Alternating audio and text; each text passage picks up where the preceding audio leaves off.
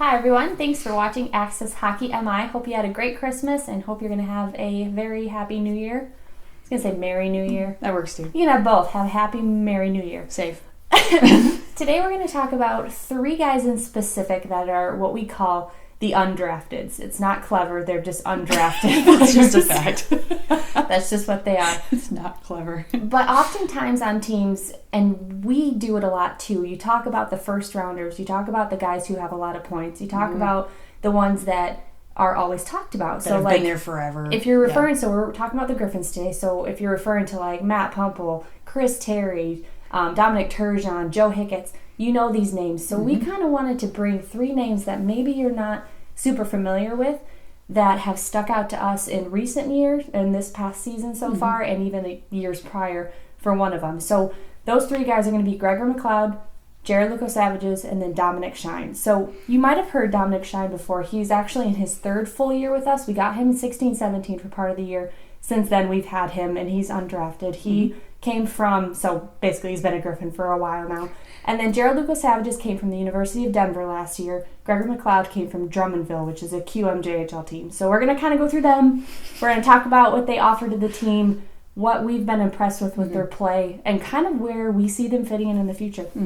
And it's an important topic for us just to kind of go over anyway, because it's a huge team and we don't want these guys getting lost in translation. Not at all, 'cause they're very important. They're very important to the development of those first rounders. So with that being said, Gregor MacCleod, he's kind of at the top of our list right now. In 18 games played, he's got 5 points. He played with Drummondville last year, which was Joe Valeno's former team. So they are familiar with each other's styles. They played together on lines in Drummondville. It is important to note, too, in 60 games played in Drummondville, he did have 84 points. So he's got some point prowess, I would say. Boy can play. He didn't have like the 115 or 50 or whatever that Valeno had, but still a very important player. To put up that amount, it's just crazy, even at a junior level. It's like there's something special. And this kid, what we've noticed, and he was just acquired this season, so he's still relatively new to the whole system, but he's a very, very assertive player.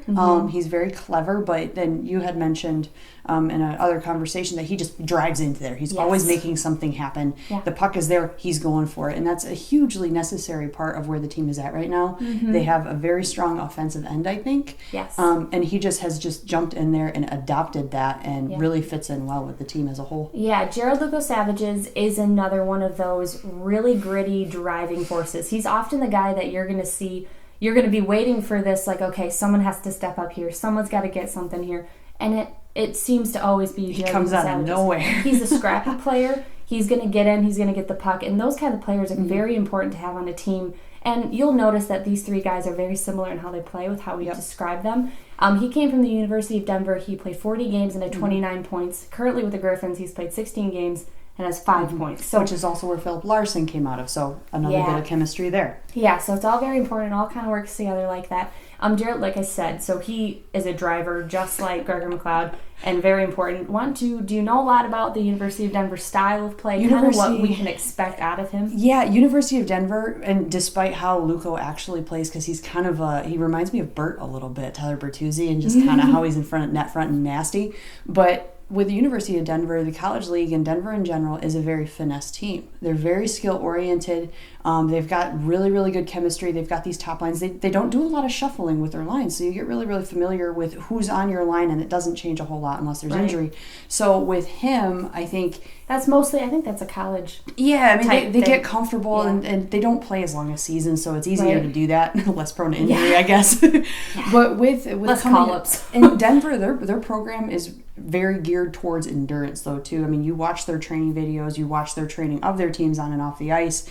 It's intense, and probably a little bit more intense than I've seen any other university's training. So with him, he's got the cardio endurance, I think, to be that kind of net front, almost like a Tomas Holmstrom, where you're just getting beat on in front. He can handle it. He has also, I think he just finished a 2-game suspension for a headbutt in a previous game. So if you haven't seen him in the last 2 games, that would be why. But watch those 2 guys for sure. And then Dominik Shine has been someone that we've always loved watching. Dominik Shine. And we're not just saying that. He is a scrappy guy. And like I said, all these guys are very similar in this way. And it's unusual to have 3 similar players like this and 3 guys that you can count on to be the scrappy sort. So Dominik Shine he's the OG. He's the original scrappy, get in your face kind of guy. But he's also I would say he's got some more finesse than MacLeod and Lukosevicius does.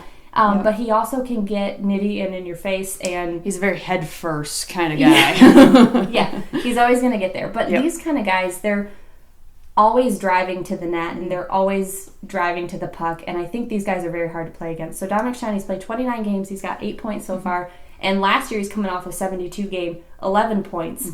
So I think he's already on track to beat that, clearly. I think he's on track to beat that. So I think that that's encouraging that he's even growing from there, and he's been through the development that we've been having here in Grand Rapids and in the Red Wings organization. He's played his entire professional career with Grand Rapids, so he knows the team very well. And I think with his position and his disposition, he's a very mature person. Yes. And you can tell with how he plays, he's not afraid to get in someone's face, but he can read the puck and the play really, really well. But also in the locker room, I think he has a lot of that maturity that these younger players need. So like Lukosevicius and MacLeod, they're coming in. Dom Shine. They haven't had the experience that Dom Shine has. He can easily just talk to him. He's a really easygoing guy, and they could probably ask him anything, and he'll be able to help them out with it. So that's for these three. I think that really brings the group of them together. So they've got similarities in their style of play, but I think Shine really kind of pulls it together, makes it a good group. Yeah. So I think we've touched on what they add to Grand Rapids. They add that grit that I think the Grand Rapids Griffins need at times. They're those players that you can call on to step up, and they're going to be there to do it. They've gotten some pivotal points in games where we really needed them, and I can even remember some now. So they've just been really great for that, and I think as undrafted guys, as these diamonds in the roughs that they pick out, that these scouts have been clever enough to pick out from colleges and QMJHL, I think that it's great testament to the scouting, and I think that they are doing really well. So what do you think? We've kind of touched on it, and I hope you're getting the point of this video. But what do you think? How does their play differ from the finesse guys that we see and that we usually talk about? I would say for them, they've got maybe a touch more drive because players who are drafted, it's all to their merit. They've worked that hard to get selected. Nothing and against drafted. that. Oh, absolutely not. We're not saying anything against that. That's an incredible feat to be drafted by any team. For sure. For these guys, they're fighting from the bottom. They're in college, they're undrafted, their scouts looking at them, but they maybe passed them up for one reason or another, or they were draft eligible and never got selected. So they've had to face a few different mental and physical battles than the drafted players, I would say. And I think that's what differentiates their play. They play with a little bit more grit and prowess than perhaps one of the drafted ones. They've got standards, but a lot of times it's standards they have to put on themselves to meet that level of what the NHL is putting on the drafted players, if that makes sense. So it's like the mental aspect of it. I think they're a little bit more durable. Yeah, and this even goes back to even the Red Wings of the 90s, where you've got the Joey Koser, who wasn't drafted yet made such an impact on the Red Wings in that grind line that they had. Same with Chris Draper as well. So these guys are very important to a team, and they can make it. So with that being said, referencing the NHL, do you think that they have a place either with the Red Wings, or do you think in the future the NHL is somewhere that they will end up, basically? I think for... It's hard to tell. This is all conjecture. It's so hard. So with the Red Wings, no one really knows what's going on. I think out of all of them, Gregor MacCleod actually has the best chance at being with the Red Wings, and it's no disrespect to Shine. Gregor MacCleod is the youngest of these three. So he's 21. Lukosevicius is 24, and Dominik Shine is 26. Yeah, and I think MacLeod's style. He's younger, so he's a little bit more pliable, but I think his style would fit a little bit better with what I think the direction of the Red Wings are. But with Luko and Shine, I think Shine would honestly, I think he'd probably be content with an AHL career. He's just a happy guy. Right. But for both of them, I do see them fitting in somewhere to an NHL team, probably a little bit grittier, down-to-earth kind of team. Yeah.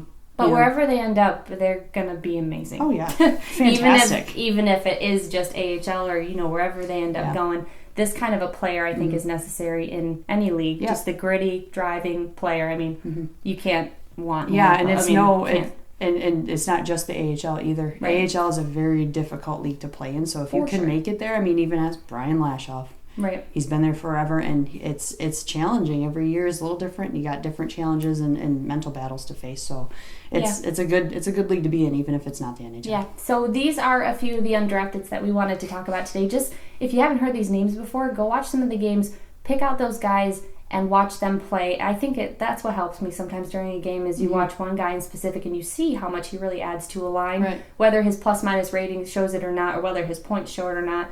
These guys are driving players, and they're going to do really well. They all add something. Yep. Yeah, they all add something to a line and to a team and to the prowess of just the Griffins in general. So these are some guys that we've noticed. Let us know in the comments who you've noticed, or if you've noticed these guys, or if you've even heard these guys' names, or if maybe you've looked over them and you're like, oh, thank you. Don't worry, we'll put the spelling in the description. Yeah, no problem there. Thanks so much again for watching and for commenting. We love reading those, and hope you have a happy and safe New Year. Bye, guys.